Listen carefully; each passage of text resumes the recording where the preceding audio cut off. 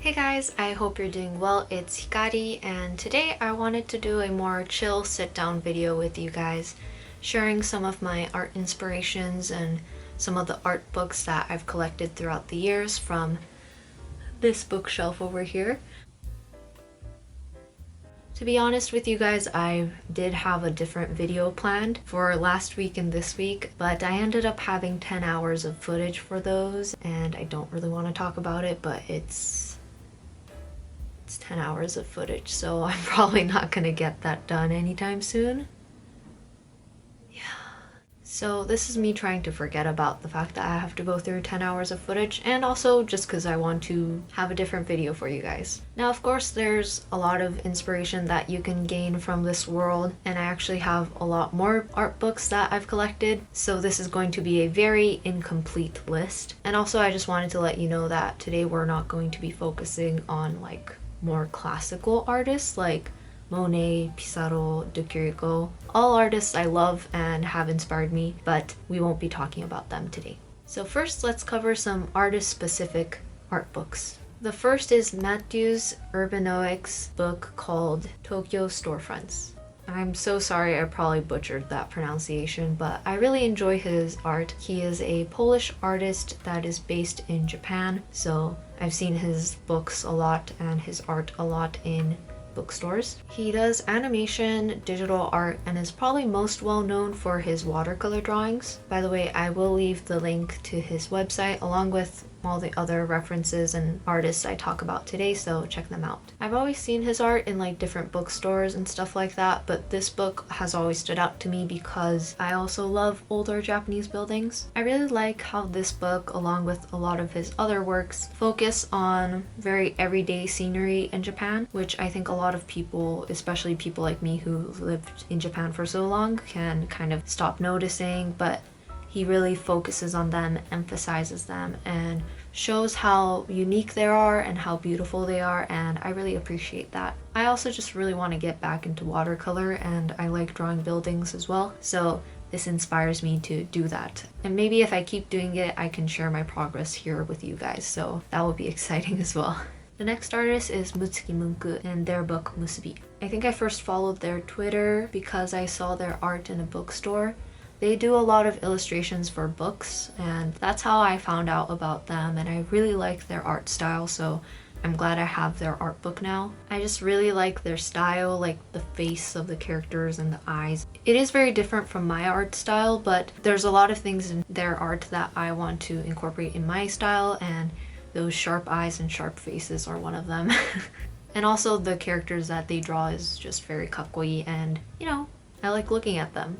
And I gain a lot of inspiration for like how to draw characters, how to design characters, and I also really like the texture that their drawing has. It's more like painterly, watercolory, if that makes sense. So yeah, I just really like their art style. The third artist book is the Illustration, Making, and Visual book by Malbeni Akane. They are another Japanese illustrator that unfortunately I think they stopped doing illustration work in 2022, but you know, we can still enjoy and appreciate the art that they've already done.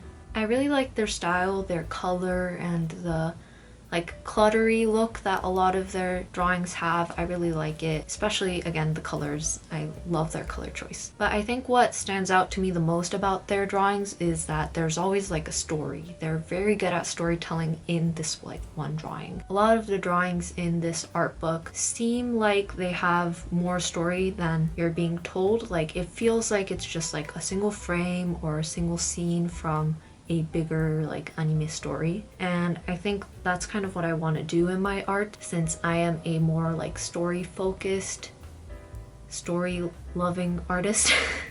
If that makes sense. I just really appreciate it when art can tell a story and it's very clear, and a lot of their concepts are also interesting. There's a lot of like fantasy elements in a very normal Japanese scenery kind of idea, and yeah, there's a lot of fun concepts, fun stories in their drawings, and I really like it. So flipping through this art book is always a really fun time for me. The next book is actually one of my treasured items. It's Akizuki Sorata's 20th anniversary illustration book. So I bought this art book back in July when I went to their original artwork exhibition, and it was really cool because I'm a fan of their manga called Akagami no shirayuki hime, or Snow White with the red hair, I think is the English title. But I really love this manga. It's a shoujo manga for anyone who's interested, and just the character and the storytelling, it's all so good. It did get a anime adaptation, but just like the first part of the story, I would recommend if you are interested. But really, like, the manga is where it is at. The art is so good. Akizuki sensei's art is just so intricate. The lines are so thin, it's so beautiful, and the characters are so beautiful. And you know, I love all of them so much, and their designs are great, their expressions, like Akizuki sensei is just a master at drawing, and I love their art, so having the art book is such an honor. And being able to see the original artworks at this exhibit was so cool. And another thing that I really like about their art is just that Akizuki sensei is very good at drawing fashion, like clothing on the characters for different occasions, but also like clothing that fits their character, and that's something I'm not very good at. I'm not very good at clothing in character design, so seeing a master at work, you know, it's just great. I learn a lot from this art book, and also it's just great because it's filled with my favorite characters and favorite stories, and I think you can tell that I really like this manga, and you guys should all check it out. Thank you. Now moving on to probably a more well-known artist. You guys probably know Miyazaki Hayao and his many films at Studio Ghibli. I grew up on films like Rapita, Majo no Takyubin, Totoro, Sento Chihiro. I love all of those films very much, but two of my favorite films like ever are directed by him. It's Cagliostro no Shiro, or Castle of Cagliostro, and Kurenai no Buta, or Porco Rosso. So these two movies are like my favorite movies ever, and I have these two books to show for that. So this first one is the Castle of Cagliostro's like storyboard collection. It just has a bunch of storyboards in it, and I really like having this book as a fan of the movie who's watched it so many times. It's really cool to see how the idea turned to storyboard and how the storyboard turned to the final product. You know, that whole process is really cool. But as someone who also wants to get into animation, as someone who wants to maybe direct their own film one day, it's great to see like the actual storyboards, to see how they actually drew this. And I think seeing the process of how things that you love are created is a really cool thing to see as an artist, but also just as a fan of any work. So I also have books that I'll briefly show here. They have like keyframes and like process of how they've made this anime or manga, and it's very cool. And this Porco Rosso art book is more of like initial sketches and like notes about the film rather than like storyboards, but I still really enjoy this. I love seeing like how the scenes and characters that we see in the final film or like final game, how they started and what they ended up like. So I have a lot of books like that as well. These are like other Miyazaki Hayao films.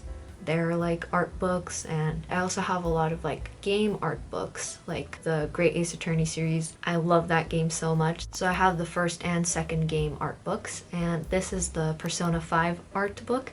And Persona 5 is just a great game, you know, great design, great music, it's just all so great. And what's cool about this book is that it shows the initial character designs for, you know, the characters and the personas and the monsters, and I feel like Persona 5 is very unique.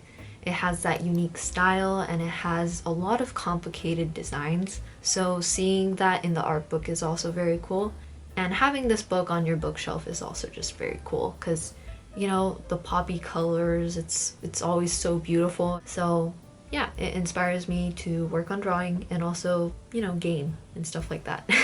Now finally, it's also great to look at nature and the things around us in daily life for inspiration, because, you know, the media that you like and other artists' work, like, they can only show you what has been done before, which is obviously still important and great inspiration, but I think it's also great to look at what's around us. So I also have books about things in nature that I enjoy. So if you don't like seeing insects, maybe skip here in the video. But I have these insect books about like cicadas and caterpillars, and anyone who knows me in real life knows that I've loved caterpillars since like I was a little child. This caterpillar handbook was actually a birthday gift to me like in early elementary from my parents, and I've had it ever since. And their like texture and color, like their movement is just very fascinating to me. And they also turn into butterflies, which is super weird. And I really like cicadas as well. Their intricate design is very cool. I did a whole like blueprint drawing of cicada shells before to prove that I really like them. And I don't know, I think insects are amazing, and it's so cool to have such a cool art design around us on this earth. And sea slugs are another great example of crazy design in the world.